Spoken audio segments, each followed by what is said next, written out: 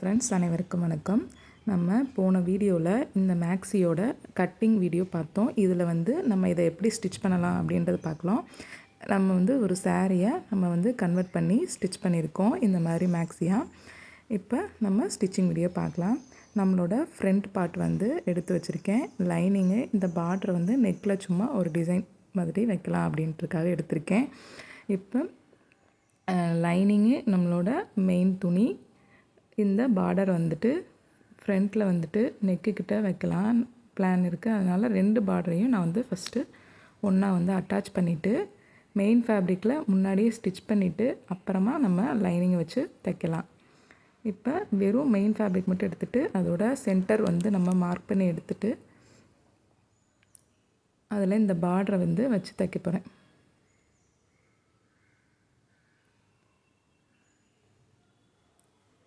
வச்சு தைச்சிட்டு அதுக்கப்புறம் நம்ம லைனிங் அது மேலே வச்சு தைக்கும்போது நம்ம அந்த நெக் ஷேப்புக்கு ஏற்ற மாதிரி அழகாக அந்த டிசைன் வந்துடும்.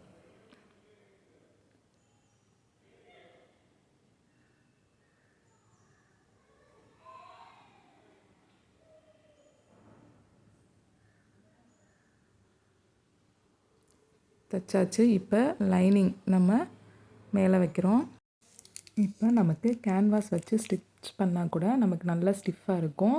கேன்வாஸ் வைக்கலைன்னா கூட இந்த மாதிரி நான் 2 பீஸ் லைனிங் கிளாத்தையே சதுரமாக கட் பண்ணி அடியில் வச்சுருக்கேன். நீங்கள் இந்த மாதிரி ஸ்டிச் பண்ணி பாருங்கள். கண்டிப்பாக நெக்கோட ஷேப் நல்லா பர்ஃபெக்டாக இருக்கும். இன்னொன்று அந்த இடத்துல நமக்கு நெக் நல்லா ஸ்டிஃபாக இருக்கும். நீங்கள் ஜஸ்ட்டு லைனிங்கை மட்டும் வச்சு ஸ்டிச் பண்ணிங்க அப்படின்னா சீக்கிரமே நமக்கு நெக் கிழியறதுக்கான சான்ஸ் அதிகமாக இருக்குது. இப்போ நான் லைனிங்கில் மேலே தையல் போட்டாச்சு. இப்போ இதை கட் பண்ணி எடுத்துட்டு அந்த வளைவுலலாம் நம்ம குட்டி குட்டியாக இந்த மாதிரி நாச்சஸ் போட்டு விட்டால் தான் உங்களுக்கு டர்ன் பண்ணுறதுக்கு ஈஸியாக இருக்கும்.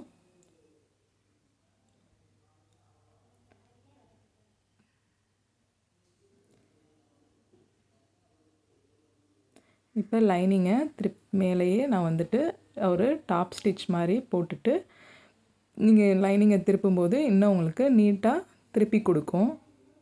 அதுக்காக இந்த மேலே டாப் ஸ்டிச் போட்டுட்டு நீங்கள் டர்ன் பண்ணி பாருங்கள். டர்ன் பண்ணிவிட்டு மறுபடியும் மெயின் கிளாத்தில் ஒரு டாப் ஸ்டிச் போட்டு விட்டுறேன். இப்போ நம்மளோட லைனிங்கையும் மெயின் ஃபேப்ரிக்கையும் நம்ம அட்டாச் பண்ணுறதுக்கு மேலே ரஃப்பாக ஒரு தையல் போட்டு விட்டுறலாம்.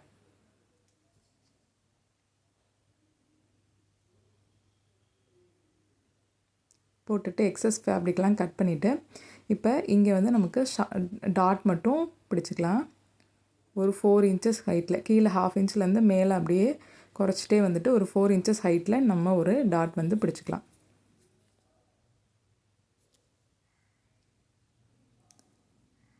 அவ்வளோதான். நமக்கு ஃப்ரண்ட் பீஸோட எல்லா ஒர்க்கும் நமக்கு முடிஞ்சிச்சு. இப்போ அதே மாதிரி பேக் பீஸ் எடுத்திருக்கேன். கீழே 2 பீஸ் லைனிங் வச்சுருக்கேன் ஸ்டிஃப்னஸ்க்காக. அதுக்கப்புறம் மெயின் ஃபேப்ரிக்கை வச்சுருக்கேன். மெயின் ஃபேப்ரிக் மேலே உங்களோட லைனிங். எப்பயுமே நீங்கள் லைனிங்கில் மட்டும்தான் உங்களோட நெக் ஷேப் கட் பண்ணணும். முன்னாடி உங்களோட மெயின் ஃபேப்ரிக்கில் எப்பயுமே கட் பண்ணாதீங்க. நீங்கள் இந்த மாதிரி அட்டாச் பண்ணதுக்கப்புறம் கட் பண்ணிங்கன்னா உங்களோட நெக் ஷேப் மாறாமல் இருக்கும். நீங்கள் முன்னாடி நெக் கட் பண்ணிங்கன்னா நெக்கு பெருசாகிறதுக்கு சான்சஸ் அதிகமாக இருக்குது.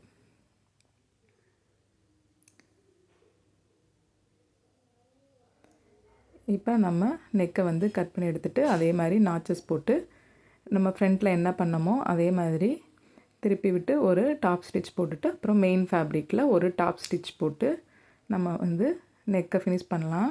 இப்போ நீங்கள் ஷோல்ட்ரு இந்த இடத்துல நம்ம இன்விசிபிளாக ஜாயின் பண்ணணும். அதுக்காக நீங்கள் இப்போ முன்னாடியே நம்ம மேலே உள்ள ஃபேப்ரிக்கில் நம்ம டாப் ஸ்டிச் போட்டு லைனிங்கோடு அட்டாச் பண்ணக்கூடாது.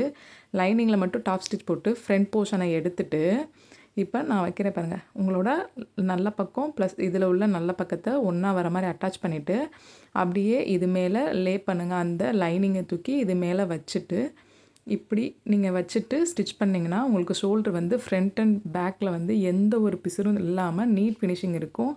உங்களோட ஷோல்டர்கிட்டையும் சைடில் பிசுறு பிசுறாக நூலாக வராத மாதிரி இருக்கும். பார்த்திங்கன்னா உங்களுக்கே தெரியும் எவ்வளோ நீட்டாக இதோட ஃபினிஷிங் இருக்குதுன்னு சொல்லிட்டு. இந்த மாதிரி நீங்கள் ஷோல்டரை வந்து இன்விசிபிளாக பண்ணுறீங்கன்னா இதை ஏதாவது ஒரு பீஸில் லைனிங் அட்டாச் பண்ணுறதுக்கு முன்னாடி நீங்கள் வந்து இந்த மாதிரி ஷோல்டரை ஜாயின் பண்ணிவிட்டு அதுக்கப்புறம் நம்மளோட லைனிங் வந்து நம்ம அட்டாச் பண்ணிக்கணும். இப்போ இந்த நெக்கு மேலே அந்த டாப் ஸ்டிச்சை போட்டு நீங்கள் ஃபினிஷ் பண்ணிக்கலாம்.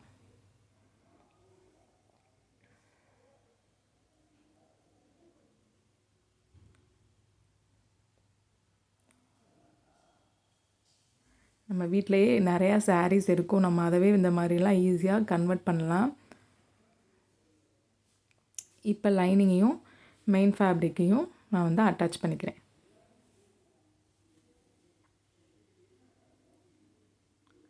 அட்டாச் பண்ணிவிட்டு அதுக்கப்புறம் உங்களோட மெயின் ஃபேப்ரிக்கில் உள்ள எக்ஸஸ் ஃபேப்ரிக்கை வந்துட்டு நீங்கள் கட் பண்ணி விட்டுக்கோங்க. ஃப்ரண்ட்டில் பிடிச்ச மாதிரியே பேக்லேயும் டாட் வந்து ஒரு 4 inches ஹைட்டில் கீழே 1/2 inchலேருந்து மேலே வரைக்கும் நம்ம டாட் வந்து பிடிச்சிக்கலாம் 2 பக்கம். இப்போ பிடிச்சாச்சு. நெக்ஸ்ட்டு வந்து நம்மளோட ஸ்லீவை வந்து நம்ம ஜாயின் பண்ணலாம். ஸ்லீவில் இந்த மாதிரி சென்டர் மார்க் பண்ணிவிட்டு கொஞ்சம் தூரத்தில் குடஞ்சி விட்டுட்டு அதை உங்களோட ஃப்ரண்ட் போர்ஷனில் நீங்கள் ஜாயின் பண்ணுங்கள். இப்போ உங்களுக்கு நம்மளோட பாடி பீஸ்லேயும் நீங்கள் இந்த மாதிரி குடஞ்சி விட்டு ஜாயின் பண்ணிங்கன்னா இந்த இடத்துல உங்களுக்கு கிளாத்து வந்து ஃப்ரண்ட்டில் புஷ்ஷுன்னு வர மாதிரி வராது, நல்ல பர்ஃபெக்டாக ஷேப்பாக கிடைக்கும்.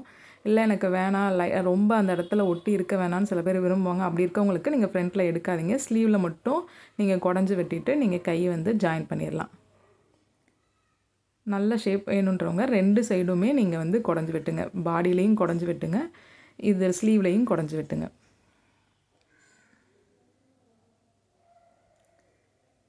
ஸ்லீவ் ஜாயினிங் முடிஞ்சு வச்சு எப்பயும் போல் நம்ம எப்படி ஜாயின் பண்ணுவோமோ அதே மாதிரி ஜாயின் பண்ணிவிட்டு இப்போ 2வது அது மேலேயே இன்னொரு தையல் போட்டு நான் ஸ்லீவ் வந்து ஜாயினிங் வந்து பண்ணிக்கிறேன்.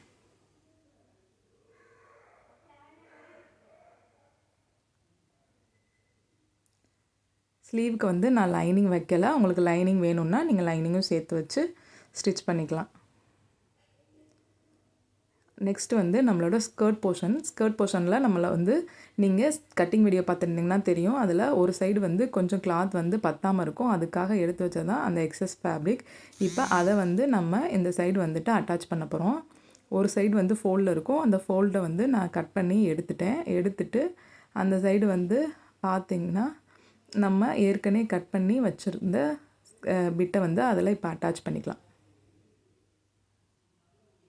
இந்த பிட்டு நான் எப்படி கட் பண்ணேன்றதை வந்து கட்டிங் வீடியோவில் போட்டிருக்கேன், நீங்கள் அந்த வீடியோ பார்த்தீங்கன்னா உங்களுக்கு தெளிவாக புரியும்.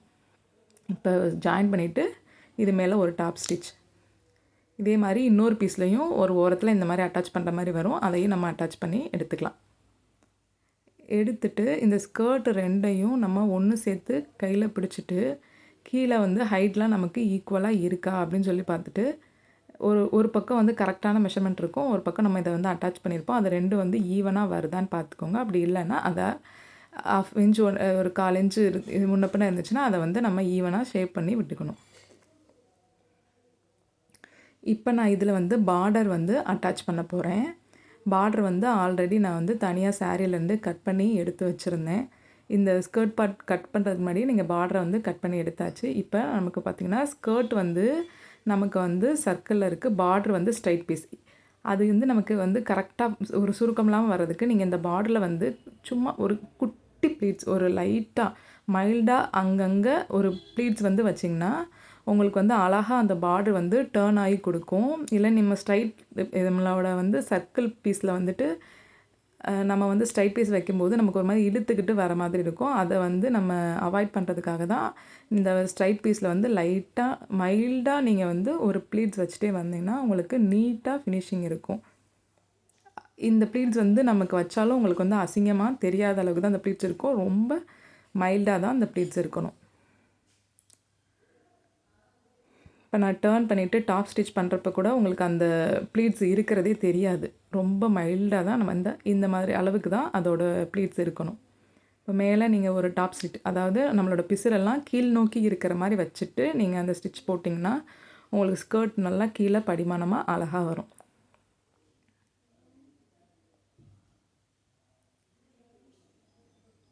இப்போ நம்ம பாடி போர்ஷனோட நம்மளோட ஸ்கர்ட் போர்ஷனை நம்ம வந்து அட்டாச் பண்ணுறோம்.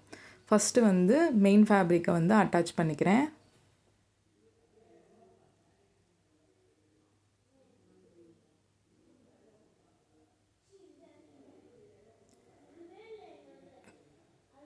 மெயின் ஃபேப்ரிக்கில் நம்மளோட ஸ்கர்ட் போர்ஷனை ஃபஸ்ட்டு மெயின் ஃபேப்ரிக் மட்டும் அட்டாச் பண்ணுறேன். அப்புறமா லைனிங் அட்டாச் பண்ண போகிறேன். அது ஏன்றது நான் சொல்கிறேன். உள்ளுக்குள்ளே பிசுறே தெரியாமல் நம்ம வந்து அட்டாச் பண்ண போகிறோம் ஃப்ரண்ட் அண்ட் பேக்கில். ஷோல்டர் எப்படி இன்விசிலாக பண்ணோமோ அது மாதிரி பண்ண போகிறோம். அதனால தான் ஃபஸ்ட்டு வந்து நல்ல பார்ட் மட்டும் நான் வந்து அட்டாச் பண்ணியிருக்கேன். இப்போ உங்களோட பாடி போர்ஷனில் மேல் நோக்கி உங்களோட லைனிங் வச்சு நீங்கள் அட்டாச் பண்ணி அதுக்கப்புறம் அதை கீழே நீங்கள் இறக்கி போட்டிங்கன்னா உங்களுக்கு வந்து இன்விசிபிளாக நமக்கு வந்து அந்த வேஸ்ட்டுக்கிட்ட இருக்க பார்ட் வந்து நமக்கு ஸ்டிச் பண்ணி எடுத்துக்கலாம். வீடியோவில் நான் பார்த்திங்கனாலே தெரியும். மேல் நோக்கி லைனிங்கை நான் வந்து ஃபஸ்ட்டு வச்சிடுறேன். வச்சுட்டு ஒரு ஸ்டிச் பண்ணிவிட்டு அதுக்கப்புறம் லைனிங்கை கீழ் நோக்கி நம்ம எடுத்து விட்டுறலாம். விட்டுட்டு அதுக்கு மேலே நம்ம ஒரு டாப் ஸ்டிச் மட்டும் ஸ்டிச் பண்ணி எடுத்துட்டிங்கன்னா ஒரு நீட்டான ஃபினிஷிங் உங்களுக்கு அந்த வேஸ்ட் பார்ட்டுக்கிட்ட கிடச்சிரும். உங்களுக்கு அதோட பிசுறு எல்லாமே நமக்கு நடுவில் போயிடும். இன்விசிபிளாக ஃப்ரண்ட் பேக்கில் எந்த ஒரு பிசுறும் இல்லாமல் நீட் ஃபினிஷிங்காக இருக்கும். இப்போ மேலே வந்து நான் வந்து ஒரு டாப் ஸ்டிச் மட்டும் போட்டு இதை ஃபினிஷ் பண்ணி எடுத்துக்கிறேன்.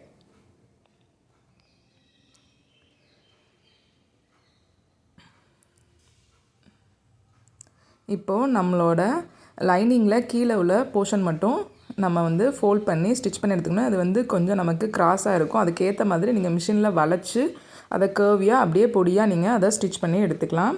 இப்போ நம்மளோட சைட் பார்ட் வந்து நான் ஸ்டிச் பண்ணுறேன். மேலே ஸ்லீவில் இருந்து ஹிப்புக்கிட்ட கொண்டு வந்துட்டு ஹிப்புக்கு கீழே மட்டும் ஒரு 1 இன்ச் வரைக்கும் சேமாக கொண்டு வந்துட்டு அந்த இடத்துல தையல் வந்து நீங்கள் ஸ்ட்ராங்காக போட்டுட்டு கட் பண்ணி எடுத்துருங்க.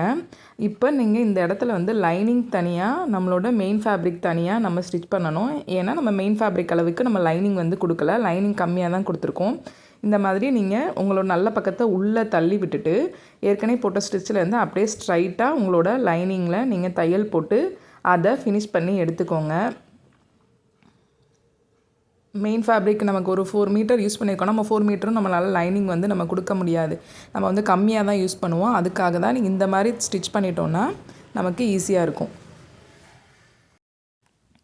இப்போ லைனிங்கில் நம்ம ஸ்டிச் பண்ணி எடுத்ததுக்கப்புறம் நம்மளோட மெயின் ஃபேப்ரிக்கில் நம்ம வந்து தையல் போடணும். எப்படின்னா நல்லா நம்ம ஒரு 1 இன்ச் கேப்பில் ஸ்டாப் பண்ணோம்ல, அதுலேருந்து இந்த லைனிங்கை நல்லா தனியாக பிரித்து எடுத்துகிட்டு அந்த 1 இன்ச் போட்ட தையல்லேருந்து நீங்கள் உங்களோட மெயின் ஃபேப்ரிக் தையலை வந்து ஸ்டார்ட் பண்ணணும். நல்லா ஒட்டி இந்த மாதிரி போட்டுட்டு ஸ்டார்ட் பண்ணி நம்மளோட நல்ல துணியில் வந்து தையல் வந்து போட்டு விட்டுறணும். இப்படி நம்ம மெயின் தனியாக லைனிங் தனியாக பண்ணிங்கன்னா தான் உங்களுக்கு நம்ம துணி வந்து கம்மியாக அதில் யூஸ் பண்ணலாம். ரெண்டும் நம்ம ஒன்றாவும் அட்டாச் பண்ணலாம். நம்ம வந்து லைனிங் வந்து அதிகமாக கொடுத்துருந்தோம் அப்படின்னா அந்த மாதிரி அட்டாச் பண்ணலாம். ஆனால் எல்லாருமே இந்த மெத்தடை தான் ஃபாலோ பண்ணி ஸ்டிச் பண்ணுவாங்க. இப்போ நான் 2 தையல் போட்டு அதை ஃபினிஷ் பண்ணி எடுத்துக்கிறேன். இப்போ நம்ம இப்படி தனித்தனியாக தைச்சனால எதுவும் சுருக்கம் அந்த மாதிரி எதுவுமே இல்லாமல் நமக்கு அந்த ஹிப் பார்ட்டுக்கிட்ட நல்லா நீட்டாகவே நமக்கு வந்து கிடச்சிரும். இந்த வீடியோ உங்களுக்கு கண்டிப்பாக பிடிச்சிருக்குன்னு நினைக்கிறேன். இந்த வீடியோ பிடிச்சிருந்தா கண்டிப்பாக லைக் பண்ணுங்கள், ஷேர் பண்ணுங்கள், கமெண்ட் பண்ணுங்கள். இது மாதிரி வீடியோ வேணும்னாலும் கமெண்ட் பண்ணி சொல்லுங்கள். இதோட கட்டிங் வீடியோ நான் ஏற்கனவே வந்து போட்டிருக்கேன். அதையும் ப்ளீஸ் கண்டிப்பாக செக் பண்ணி பாருங்கள். தேங்க்யூ. தேங்க்ஸ் ஃபார் வாட்சிங்.